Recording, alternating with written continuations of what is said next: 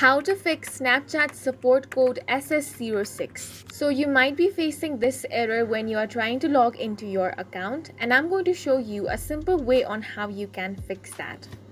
First, you want to head over to your settings, scroll down and tap on apps.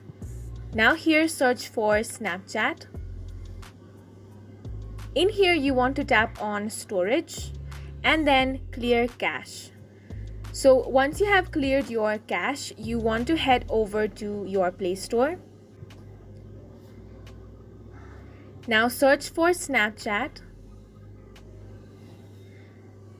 And here you want to make sure that your app is fully up to date. So if there is update button, tap on it and update Snapchat to the latest version.